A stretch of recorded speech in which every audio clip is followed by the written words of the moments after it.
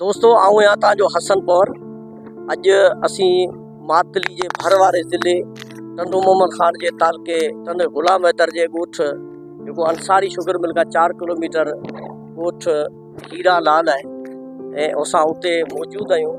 उते हिकिड़े नौजवान सां तव्हांजी मुलाक़ात कराईंदासीं जेको गुज़िरियल 5 सालनि खां कंहिं वण ते मज़दूरी कंदे अंब तां किरी पियो ऐं उहो गुज़िरियल 5 सालनि खां अञा ताईं पंहिंजे ॿिन्ही टंगुनि खां माज़ूर ऐं बेयारो मददगार कसम परस्ती वारी ज़िंदगी गुज़ारे रहियो आहे।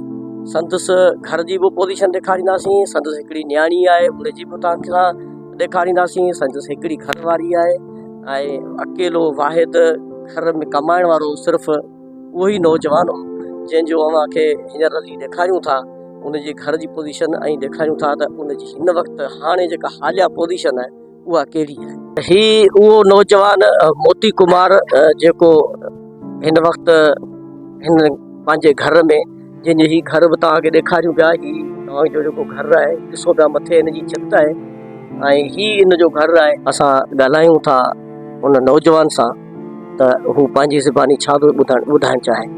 कीअं किरिया हुआ ऐं तव्हांखे कीअं जेको सो इहो हादसो पेश आयो? सर मज़दूरी ते वियसि उन मां टाह टुटी वई, उहा मथां किरी वियसि ऐं पेर कमु छॾे। छाजी मज़दूरी बि तव्हां कई? सर अंबनि जी मज़दूरी, अंबनि जा वणनि जी पटाई ते किरियो, पट ते किरी। जी हा। उन खां पोइ तव्हांजो जेको जिस्म कमु छॾे? जिस्म कमु छॾे। अच्छा, तव्हां जेको औलाद में छा आहे? सर हिकु न्याणी आहे ऐं घरवारी बि आहे, शादी शुदा आहियां। अच्छा, तव्हां कमाईंदड़ सिर्फ़ु अकेला माण्हू? जी हा, अकेला आहे। हाणे माना कहिड़ी जेको सो ज़िंदगी कबो? सर बसि ॾुख ई जहिड़ी आहे गुज़ारियूं पिया। ऐं तव्हां जेको हीअ जेके गुज़िरियल 5 साल हुआ, 5 सालनि में जेका ॾुखाई वारो टाइम कढियो आहे इहो त इंतिहाई ॾुखियो कढियो हूंदो। जी हा। उहो तव्हां कीअं कढियो, पोइ कहिड़े तरीक़े सां हिते खाधो पीतो इलाज ऐं तव्हां कमाईंदड़ बि अकेला वाहिद जा घर में अकेला कमाइण वारा तव्हांजो? सर पोइ मज़दूरी त इहो हुई, मुंहिंजी घरवारी वीचारी ईंदी इहो कमाई ईंदी आहे, वेर कंदी आहे, उन मां जेके पैसा पोइ घर हलाईंदी आहे न मुंहिंजो ख़र्च हलाईंदी आहे। अच्छा, इहो तव्हांजो जेको इलाज जेको पियो थियो इन जे विच में 5 साल में तव्हां मुख़्तलिफ़ डॉक्टरनि वटि बि विया हूंदा ऐं पोइ तव्हांजे विच में कंहिं मदद बि कई या पंहिंजी मदद पाण तहत तव्हां इहो इलाज खे जारी रखियो? सर मदद कंहिं कोन कई, 5 साल जेको हुयो सभु माना असां ख़र्च करे ॾिना। अच्छा, हाणे तूं छा थो चाहीं त माना मुंहिंजी का मदद थियणु घुरिजे त जो ही इलाज थियणु घुरिजे? जी हा सर, कीअं माना मुंहिंजो इलाज थियणु खपे बसि इहो आउं चाहियां थो। ऐं हींअर जेका तुंहिंजी न्याणी आहे उनखे ॾिसंदो आहीं, उहा जॾहिं 3 साल जी हुई हाणे 8 साल। जी हा सर, उनखे ॾिसंदो आहीं त तोखे ॾुख थींदो आहे सर। हाणे इन्ही के शादी बि करणी आहे।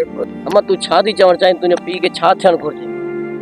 मुंहिंजे पीउ जो इलाज कर। नौजवान जी जेका घरवारी आहे असीं उन सां बि ॻाल्हाईंदासीं त उहा छा थी चवणु चाहे। अदी तव्हां छा थी ख़्वाहिश रखो त जेको आहे तव्हां एतिरी ॾुखाई में हेॾे माहौल में तव्हांखे सलाम आहे मुंहिंजी भेण खे त ही हिन 5 साल में मुसलसल तव्हां हिन जा इलाज बि कराया ऐं पंहिंजे घर जो बि गाॾो हलायो, मज़दूरियूं करियो। हाणे तव्हांजी कहिड़ी ख़्वाहिश आहे त ही माना हिन जो इलाज थियणु घुरिजे या?